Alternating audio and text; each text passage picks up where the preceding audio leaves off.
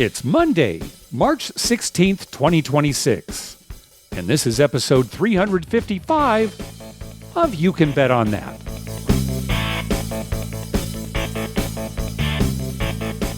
Hi, everybody. Welcome to You Can Bet on That, a podcast for the recreational gambler.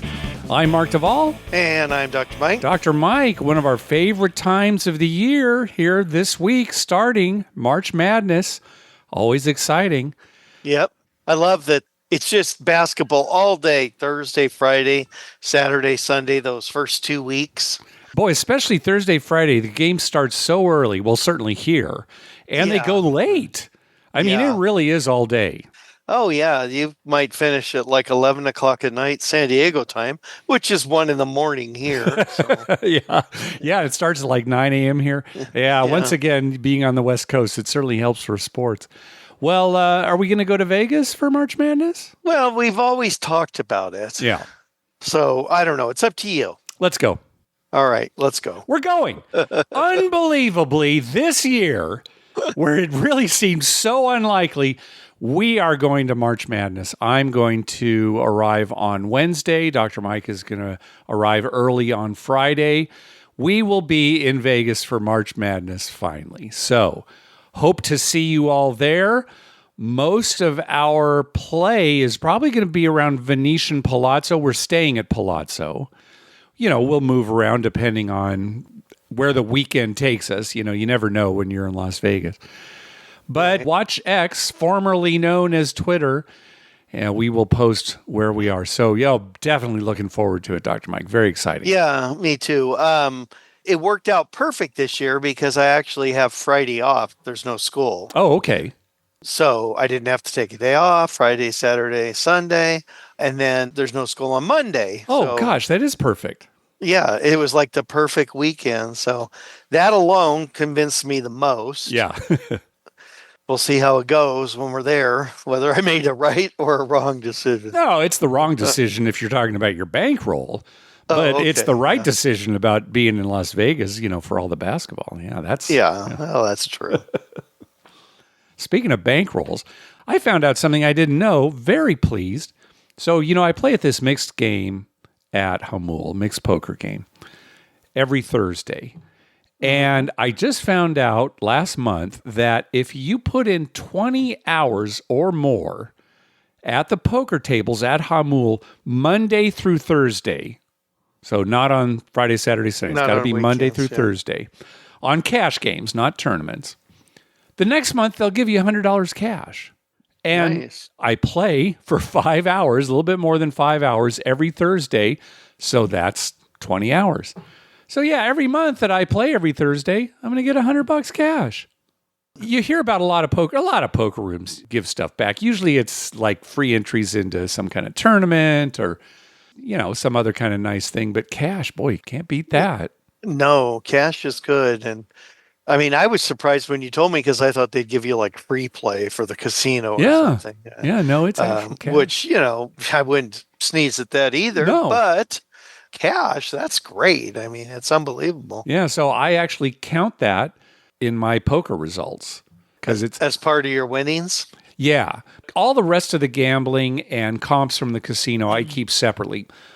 Poker is a different entry in my spreadsheet, only because it's skill based. I think I've got an edge.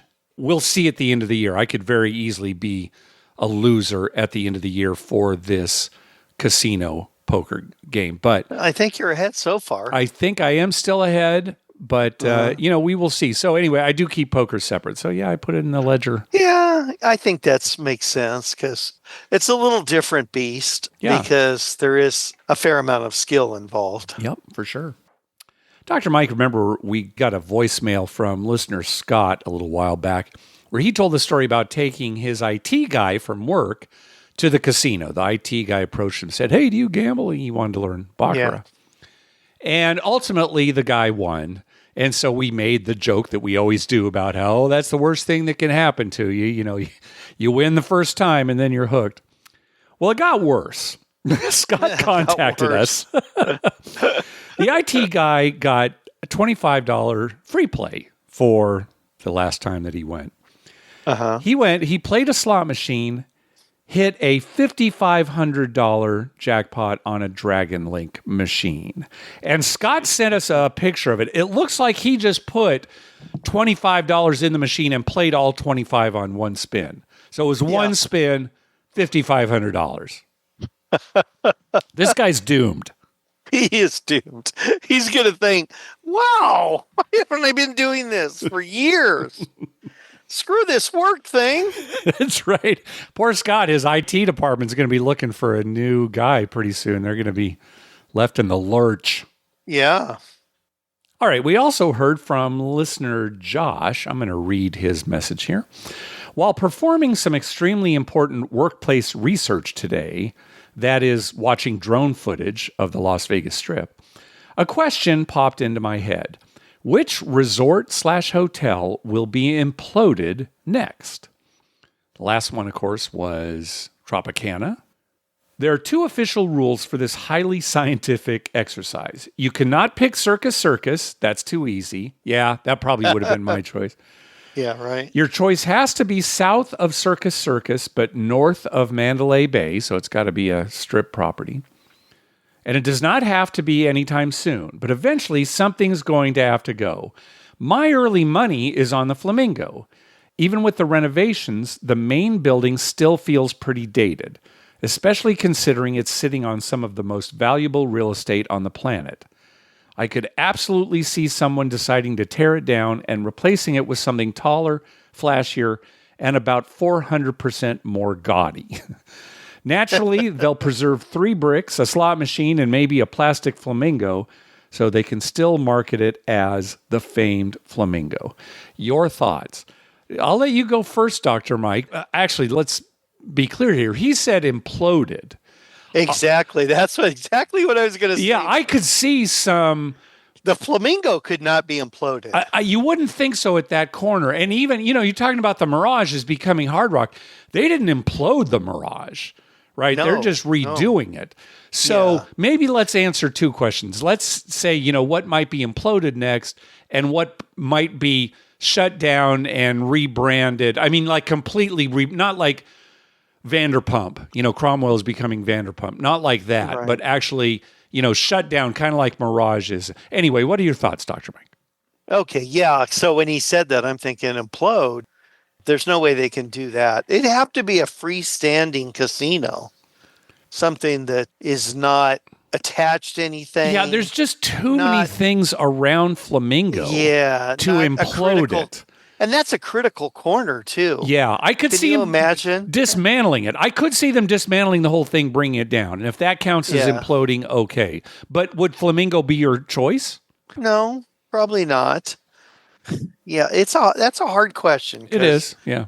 Yeah, you don't know the financial stability of some casinos. I mean, something could be a dump and be making tons of money, right? And something could be like beautiful and just losing money like crazy. Yeah, I have no idea. Although I will say this, I think they should get away from imploding and go to exploding. Oh, seems a little more dangerous, but okay.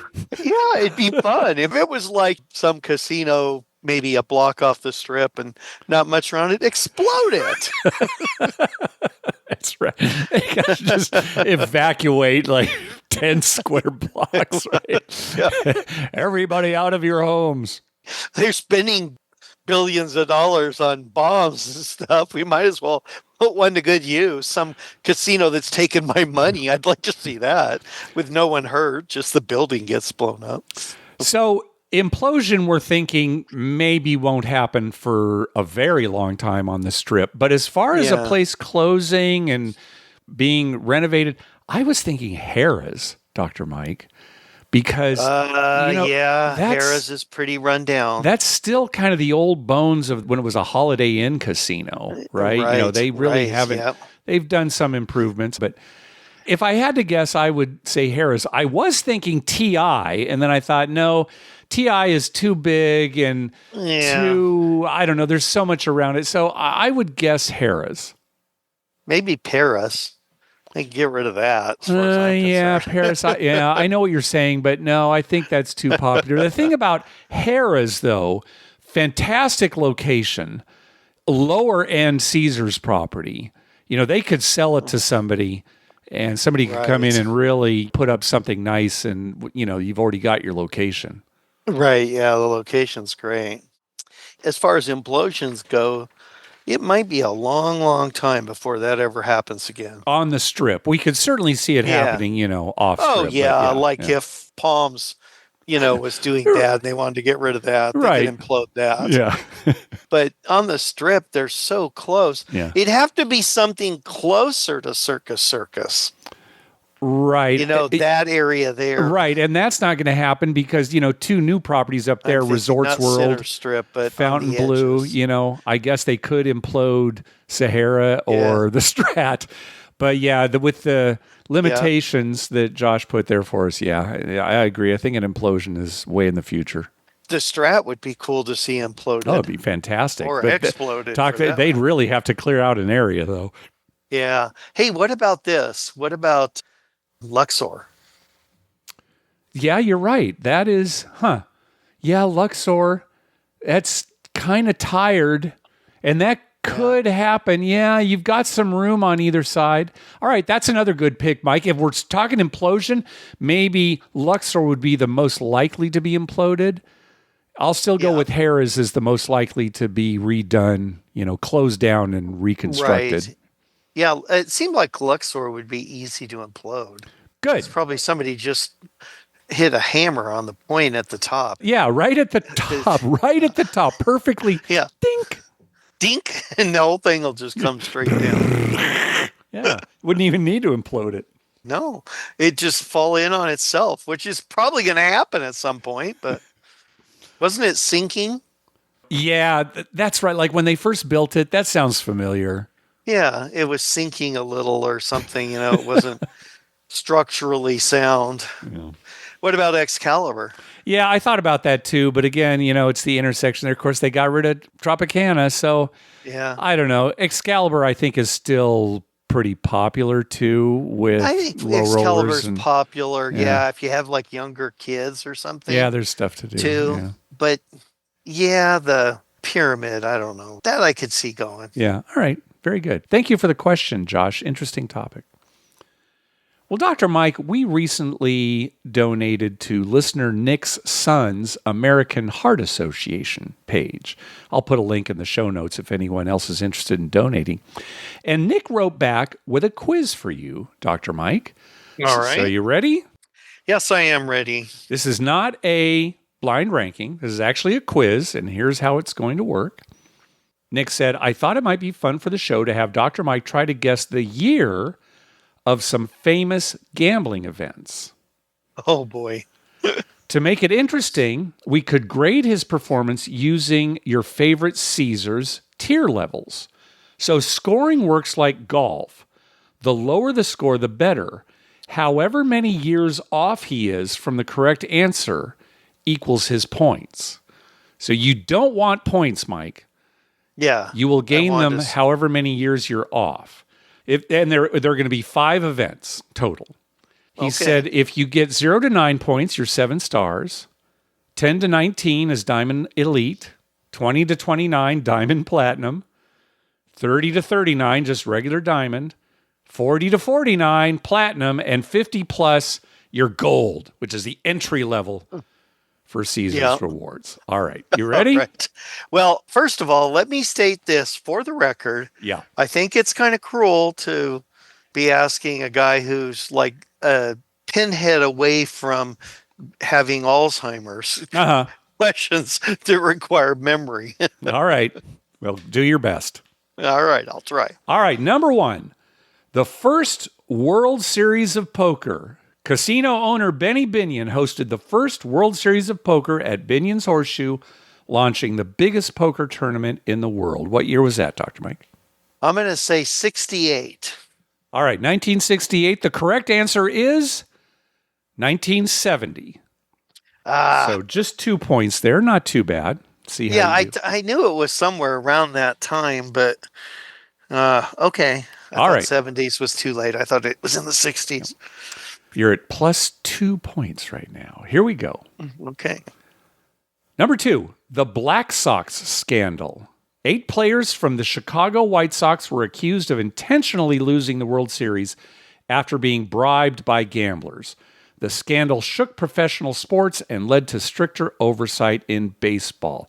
I'm thinking you'll get this right on the nose, but I'm not sure, Dr. Mike. What year was that? No, I won't get it on the nose Okay. because I don't remember. That was a long time ago, Mark. Yeah, it was. But remember, we went up to L.A. to see the movie, 8 Men Out.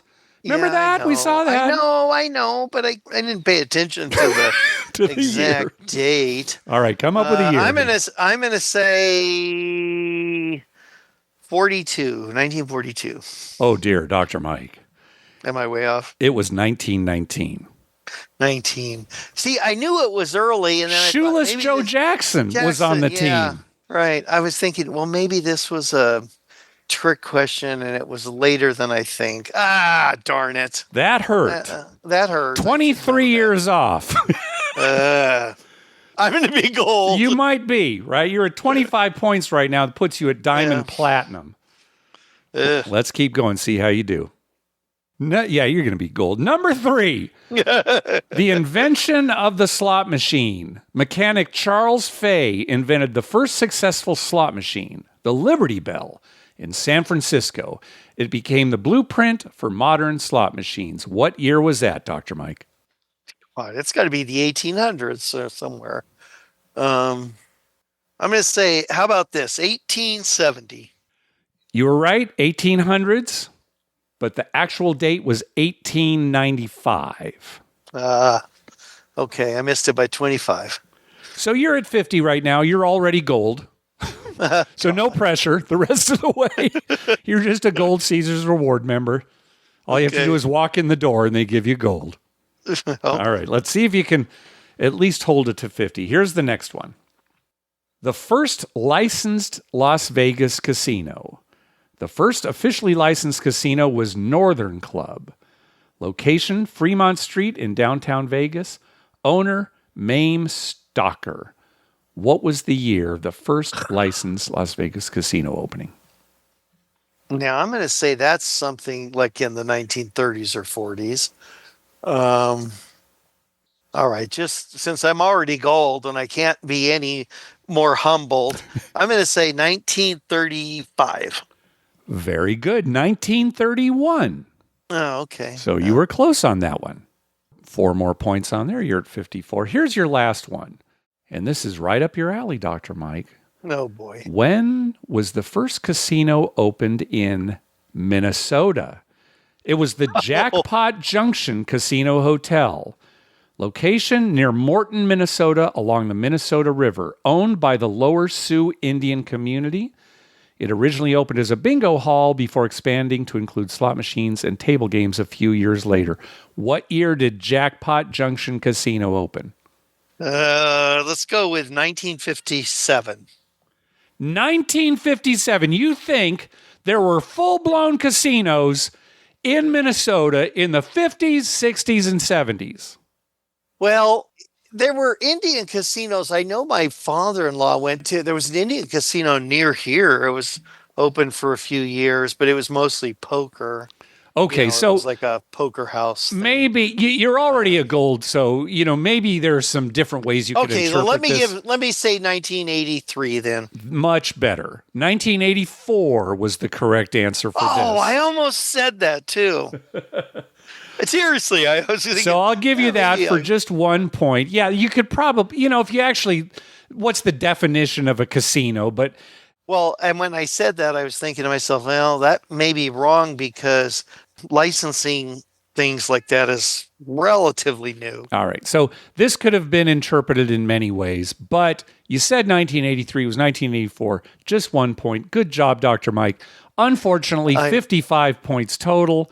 You are gold. You know what? But a good try. It was the Black Sox scandal. I'm really surprised you got that wrong so far. Yeah, especially me too. With Shoeless Joe Jackson, and I am disappointed in myself. 1942. That was the middle of the war. Wasn't the middle of the war. We didn't get in the war until when it ended in 45, did we get in? Yeah, we got in on Pearl Harbor Day, Harbor Day, 1941. 41, yeah. Not the middle of the war. Yeah, Well, it you wasn't do the have middle. a bad. Oh, it wasn't the middle. Okay, towards the beginning of the war. Yeah, sorry, I misspoke. Well, we have to hold you to a higher standard I guess than so. me. You have to hold me to a higher standard than you. Yeah, that's true. Otherwise, the whole podcast is useless. Yeah, that's true. All right. Well, thank you, Nick. We had a lot of fun with that. And yeah, Mike will hang his head in shame next time. Oh, I used to be so good. We were just talking about this, Lynn and I. I used to be like, I knew every NFL player. On every team, you could say, who's the right guard for the blah, blah, blahs. And I could come up with it and stuff. And now, I don't know if it's lack of, I don't pay attention as much or interest. I'm sure that's some of it. But yeah, your brain, that's going to be another part of it. The brain has getting there where I, oh, yeah, where does he play? Who does he play for now? Right. And I notice kids at school will say stuff about a player like, oh, did you see so-and-so was traded? And I'm like, well, who is he playing for? And they're like I was when I was that age. They know where every player is. Yeah. And so I'm not that depressed. I'm going to be humbled to be a gold member. And when I get to Vegas, I will turn in my Diamond Elite now or whatever. I'll turn that in and ask for a gold. Okay, good, Dr. Mike. That's the right thing to do. Yeah. Oh, speaking of kids, just before I forget, the 5th and 6th graders at Houston Elementary School in Houston, Minnesota want a shout out on the podcast. Oh, really? Okay. Yeah. They don't really know anything about gambling or care anything about gambling, but one of the kids' older brother told them that I have a podcast, and so they wanted a shout out. All right, shout out to them. I can hear them all cheering right now. Yeah, they'll be excited to hear their names. And they got in a little trouble the other day. Oh. Partly my fault. I let them do something they really shouldn't do. I knew that. Do we want to hear this story, Dr. Mike? No, really? We don't? Oh my gosh. Well, all right. No, it's nothing terrible. They were finished with their work. I let them go on their phones and somebody squealed and anyway. All right. So they got in trouble. Really, you got in trouble, it sounds like. Well, yeah, but the thing is they should have said, no, we're not supposed to do that. Oh, okay. They're supposed to tell you, no, we're not supposed to do that. All right. I think I understand how your brain works these days in your elder years. It was my fault, but they were doing well. They got all their work done. It was a treat. All right. It was a treat. Well, thank you very much for that quiz, Nick. That was a lot of fun. Unfortunately, our contact page at our website is still not working. Again, this is out of my hands. It's up to Libsyn. They're really dragging their feet on this. I'll try pinging them again. But anyway, you can always contact us directly by mailing us at youcanbetonThat@gmail.com. Hey, we want to send a shout out and a congratulations to 5 Hundy by Midnight. They are coming up on their 1,000th episode. It's probably going to be this week. That is really a milestone. 1,000. Tim started this podcast back in the infancy of podcasts. And even at the beginning of the show, he always says the original Las Vegas podcast. And that's true. Back when nobody knew what podcasts were. And soon after he started that, he asked his wife, Michelle, to join him. And that is an iconic podcast as far as the Las Vegas community goes. So congratulations to them. They're still going strong. It was the first podcast I ever listened to. When I was searching. I remember when you telling me once, I found this podcast. Yeah. We were kind of intrigued by it because they lived in Minnesota. Yeah. And, it was a Vegas podcast, right? It was a couple from Minnesota who had a podcast about Vegas. So, yeah, again, congratulations to them. Hey, thanks to everyone who's been clicking through our Amazon link. Remember, whenever you're going to buy something through Amazon, please go to our page first. YouCanBetOnThat.com and click through our Amazon link towards the top of the page. You know what that means? Voicemails. First up is Michael. Hey, Mark, Dr. Mike. This is Michael from Tyler, Texas. I was calling to get your opinion on our first trip to Las Vegas. My wife and I will be heading out It just happens to be the first weekend of March Madness, Wednesday through Saturday. And just kind of find out what, for a first-time gambler, first-time Vegas visitor, what to do. My wife is not a gambler, so I'll be the one doing some gambling. She already said we got to go to Hoover Dam. Just trying to figure out what else to do there, what casinos to go to for a low-limit gambler. Being in East Texas, go to Shreveport, Bossier City Live Casino, since it's opened up in Bossier, has been my place to go just because it's newer, cleaner, and doesn't smell as smoky as some of the older ones do. Usually a $10 craps table player. So just any tips and advice you can give me, I would appreciate it. Thank you. Well, Hoover Dam's great. I do recommend you go through it, especially for as old as it is. It's really an engineering marvel. It's breathtaking in a lot of ways, so that's good. If you're looking for other things to do, I would recommend going to see The Wizard of Oz at Sphere. We have not seen it yet, but the reviews are gangbusters. It's still going strong, so if you're looking for non-gambling. Also, I suggest if you like hiking and outdoors, Red Rocks is... Oh, yeah. Nice. If you're willing to do that, sure. You're going to be there when we are. It should be great weather. That's another good suggestion, just hiking at Red Rock. Yeah, not too hot this time of year. Be a good thing. As far as gambling goes, obviously you're going to want to see the Strip. It's your first time.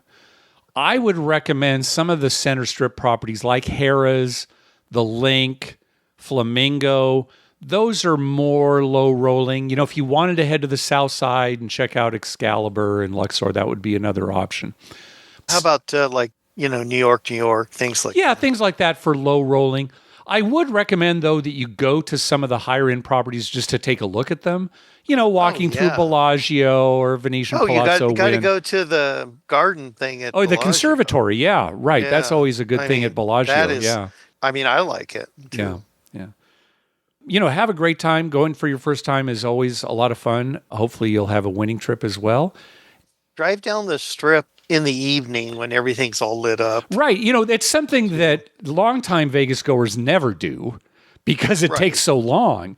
But it's something you should experience at least once. Yeah, going down the whole Strip at night when everything's lit up. Yeah. I remember the first time I did, I was 21 years old, and we drove down the Strip looking out of the windows at all the lights and everything. Oh, it was so fun. And it was a lot easier back then, right? Because it wasn't as crowded. Yeah, there wasn't the traffic and stuff. But yeah, it was just great seeing all those lights. It was almost magical. Oh, yeah, especially when the McDonald's was lit up, with all the neon. It's like, wow, even they, that was fun. Everything had neon. And the big marquees that would now appearing, Sammy Davis Jr. Yeah, whatever. And when we were going, there's no LED or anything, right? It was just all neon, or they still had those letter boards, where they'd have to manually change them. But they were huge. Yeah, those big letter boards, yeah.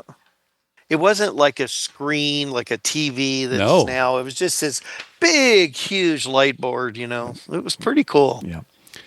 Have a great trip, Michael. All right. Next up is Mark. Hey, Mark and Dr. Mike. This is Mark from Michigan with a Las Vegas trip report. My wife and I were there last week in February, had a great time. As we all know, the gouge is alive and well in Las Vegas with paid parking and resort fees and higher prices all over. It's a lot more expensive place to go than it was a few years ago, but it's still a great time. This was my wife and my 47th trip there, dating back to 1979. We've always taken an economical approach to it, and we found we can still do that. We gamble a lot, but we pretty much limit it to 3-2 blackjack and craps and a little bit of 3-card poker. We always look for tables with $5, $10, or $15 minimums, and we found plenty of places where we can do that. This trip we stayed at the Carriage House, which is about a 10-minute walk off the Strip at Harmon. The staff there is great. The rooms are nice and clean. Cost is reasonable. No resort fees, and parking is free. We gambled a lot at Treasure Island, the Palms, and South Point. We've continued to find a lot of low-limit quality games there. Palms is especially nice because they have 3-2 blackjack and craps for $5. Plus, you can get a 2-for-1 coupon there for their excellent buffet. So 2 people can eat for about $45, including unlimited mimosas. but their buffet is only open till 2 p.m., so plan on that if you're going. Another great place I would always recommend is Ellis Island, which is $5 craps and $5 3-2 blackjack all day. They got a couple of economical and very good restaurants. It's just a 5-minute walk off the strip to get to Ellis Island. Right off the strip, you can either take Flamingo or Harmon. They've really updated the place. It used to have that old world Vegas charm, but it's still a very nice place, friendly dealers and great food. Oh, I also have to mention the Rio and the Plaza for also relatively low-limit quality gaming opportunities. There's a lot of upscale dining available on the strip, but we found a couple places, one at Caesar's Palace, one at the Venetian, where we could have a nice lunch for $100 for the two of us with one drink each. But again, that was lunch. Prices go a lot higher at dinner time. We also recommend you look for coupons. We had several coupons from Las Vegas Advisor. You got cut off there at the 3-minute mark. Yeah, Las Vegas Advisor, always a great source for coupons, 2-for-1, all those kinds of things. Thank you, Mark. You always have some great advice for a low-rolling trip. One of the reasons we didn't mention some of the options that Mark suggested when we were responding to Michael on our previous call is because Michael's going for his first time, and you really don't want to go off-strip too much. Why go to locals casinos when you haven't taken in all of Las Vegas yet? Maybe one exception might be Ellis Island, because that is within walking distance of the strip. But other than that, Michael, stick to the strip. Yeah, you don't want to take a cab to some off-strip casino and find out, it's just like all the rest. Yeah, right. There's nothing special. So, Now, Mark, when you called us last year with a trip report, you said that was you and your wife's 47th trip. So was this one actually 48? Because you called this one 47 as well. Just wanted to make sure you got your counting right. Sounds like you're coming up on your 50th trip here pretty soon. So I want to make sure you're celebrating the correct one. Especially if your name's going to be Mark, you need to be precise. Yeah. Now, Michael, he could wander a bit, but Mark, you need to be a little more precise. Yeah, they hold us to a higher standard, Mark. Yeah, All right, last call. Hey, Mark and Dr. Mike. I've got a delayed trip report for you. So I took this trip in the beginning of October to meet 2 of my high school friends. I'd seen them each once since COVID, so it was great to get back together. First night, I snagged a free Crockford's room at Resorts World when they were desperate for people to come at the end of last summer. Amazing room, an amazing check-in experience. Thank you, Stephanie. Second only to the check-in at the Four Seasons in Whistler. The Crockford's guest-only pool was great, with the attendant laying out our towels and providing cold water. Calm and chill with comfy chairs at no extra cost. Played a lot of craps at Resorts World. I was one away from the all over 6 times. 2 of those I was able to hedge. Unfortunately, I won the consolation prizes. On one monster roll at Luxor, I repeatedly rolled 4 and 10. Guys next to me figured I rolled 30 to 40 numbers. At New York, I'm teaching my one friend the game, and a don't player joins the table. He picked the wrong moment. He makes his bets, loses. I explain to my friend that he is against us. He makes his next bet, and Shooter quickly makes the point, and the don't player leaves the table. As he goes, I point to him and tell my friends, that is the walk of shame. We all laugh. My friends get it. One evening, buddy number 1 and I had a 4-hour session at Luxor. He was just watching me for the first hour. Eventually, I gave him $10 for the line. 3 come out 7s in a row to start for him. He was able to play with me for the next 2.5 hours on that $10. It was a great time. We met a bunch of people, cheered, and I drank as the service was good. Dealers were good. Craps as it was meant to be. I was playing 6-8 and pass line, and there was a lack of 6s and 8s the whole trip, so I lost for the trip, but didn't get killed and had a good time, with all sessions lasting quite a while. Some highlights of the trip. We ate at the Circus Steakhouse. I always wanted to try it, and it was great. Cool, old-school vibe, very efficient service. A good note is that the steakhouse includes your sides and soup or salad with the meal. So while the price on the menu for the steak is about the same as other steakhouses, you don't have the a la carte sides giving you a much lower total bill. As we were paying, the waiter noticed my friend had a Star Wars credit card. He said, "I'll show you my Star Wars room when I get back." I thought he was just being a good waiter and connecting with his guests. He gets back and shows us his pictures. He had a suite set up with custom paintings, LED lighting, well-displayed figures, and a gaming system in the middle. My friend then pulls out his pictures of his room. They both geeked out for a bit. It was great. Again, service as it should be. I took my buddies to the Sigma Derby at the D. I'd been there with my nephew before. I knew it was a hilarious, fun time. We were only able to get to one spot as it was busy. I hand buddy number 2, the Jinx, a cup of $5 worth of quarters. He plays, not doing well, but having a good time. Eventually, on a race, I decide to reach over him and hit a button randomly. I do so at the literal last second before the race starts. Then I look up and see I hit the long shot. Oops. Race goes off, and I notice the 2 long shots are still with the pack. Hey, maybe, just maybe. And boom, the long shot wins. My buddy wins 49-1 and is now up. I say, time to leave. Best moment of the trip, beating both of my buddies in slot golf. Twice. What made it even more sweet, my friend, that is generally jinxed at gambling, couldn't lose at slot golf. He immediately started getting bonuses on both rounds. But dinner was on me, so the pain was short-lived. Everywhere was busy. The table limits generally seemed lower. MGM drink service seemed much better than I'd seen for the last couple of years. Love the show. Thanks, guys. Wow, I am so relaxed after Sean's call. That's so soothing. I think that's the first ASMR call we've ever gotten. Ooh. Yeah. My stress is gone.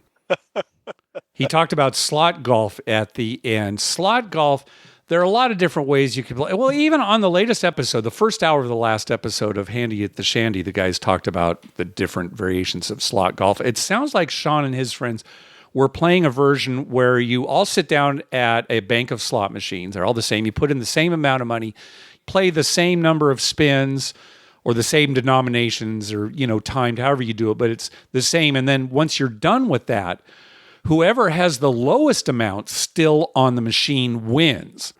So that everybody cashes out and they give their slips to the person who had the lowest amount left on their machine. So, they win. So he's talking about his buddies hitting bonus after bonus.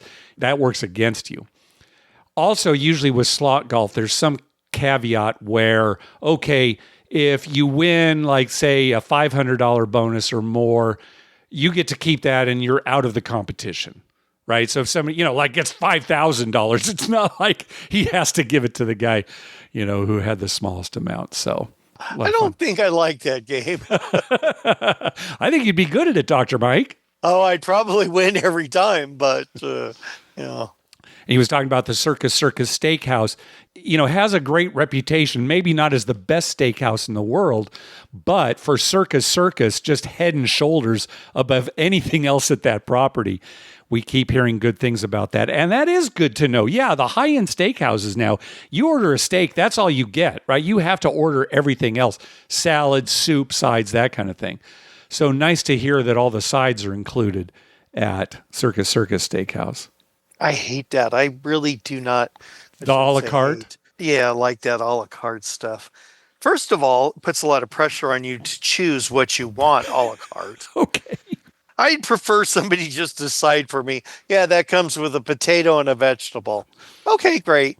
And also, it's just to jack up prices. Well, of course, right? That's the thing is, the steak, $50. Oh, that's a little steep, but okay. And then you find out that's just for the steak. Yeah, and then you add on all the other things, and you've got $100 meal that tomorrow you don't have. You're still out the 100, but you don't have the meal anymore. That's a great way of visualizing how Dr. Mike and I view food when we're in Las Vegas. Right. It's like, what happened to that meal we ate yesterday? It's gone. Yeah, it's gone. It's history.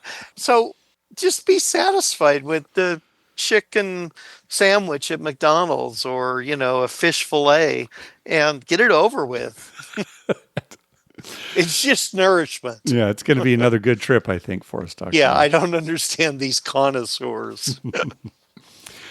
All right. Well, that's going to do it for this episode. We want to thank some people for some recurring donations from Kurt S., from Nathan B., and from the National Association of Casino Party Operators. Thank you very much for those donations. We also got a donation from our friend Todd Goddess. Karma donation for upcoming Vegas trip for the Minnesota Wild versus Golden Knights hockey game. I'm told these donations work 100% of the time. Oh, well, you were told right, Todd. Thank you very much. Also a donation from listener Bob S. Karma donation for a trip to Harrah's Metropolis, Illinois, home of $5 craps on weekdays, March 9th through the 10th. I would like to split half of it for Dr. Mike's school pupils in need, and to you too in appreciation of your dedication and humor added to our gambling lives from your great podcast. Well, thank you very much, Bob. He actually followed up. I asked him how he did because he was there on the 9th and the 10th. Didn't have much luck in Metropolis, but as my craps playing buddy said on the way out, it could have been worse without that donation. See, that's just good critical thinking. It's smart gambling is what that is. We also got a donation from listener Richard S. As always, he is donating $100 to the charity of our poker tournament winner's choice. He says, not sure if I'm going to be able to make Sunday's tourney, unfortunately, Mother's Day in the UK, though trying to see my mom around the tourney. I've sent the $100 as the charity donation for the winner and also a little more to thank you for the regular entertainment, my favorite podcast on the web. Well, thank you very much, Richard. It is so great that you do this. And I've said this before. He's the man. Yeah, he really is. It's really all you have to say. Richard's the man. And again, even though this episode is dropping after the tournament, we are recording the day before the tournament. So we will let you know on our next episode who won and what charity that donation went to. Finally, we got a donation from listener Todd B. Kicking off 2026 with a karma donation. The pod is awesome. Keep it going. Thank you very much, Todd. You can buy merchandise for You Can Bet On That and for the Better Life at bettermerch.com. That's BETTOR merch.com. You'll find a link for that at the top of our webpage, and that store is staying open even though the regular Better Life podcast has come to an end. Also on our webpage, you'll find a list of all the gambling-related shows coming up on American television in the next 2 weeks at youcanbetonthat.com/TV-listings. If you're looking for a movie to watch, check out our list of gambling-related movies at youcanbetonthat.com/movies. If you want to listen to songs with gambling-related lyrics, check out our You Can Bet On That Spotify playlist. Just click the link towards the top of our webpage. We'd love to hear from you. Call our voicemail hotline at 951-292-4377.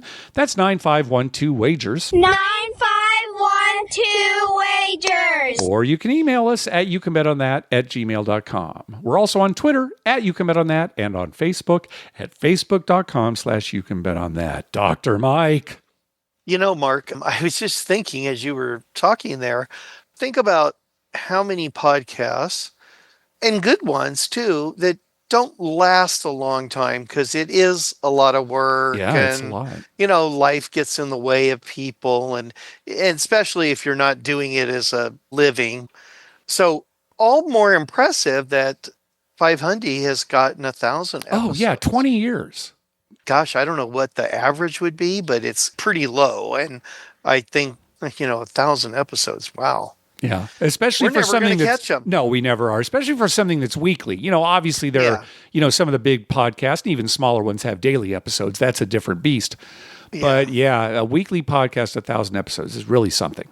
Yeah, that is something. And yeah, we're never going to catch them. First of all, we only do it every other week. Yep. And second of all, we're too old. Yeah, way We too won't old. live long enough. They're younger than us. Yeah.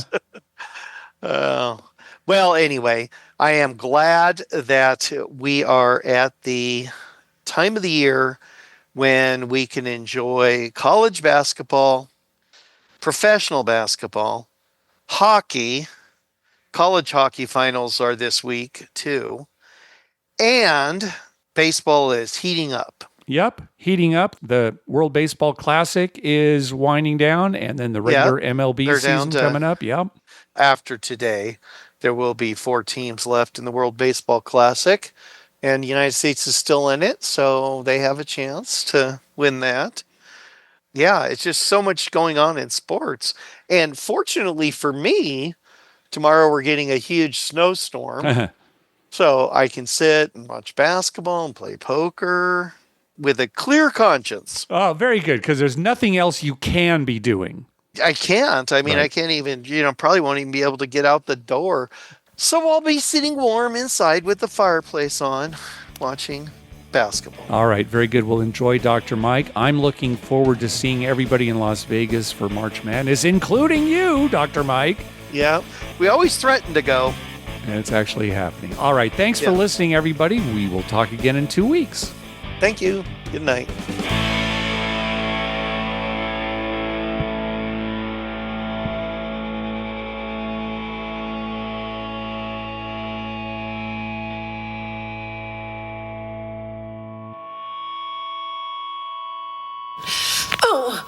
Oh, sweet mother, I love you, Dr. Mike.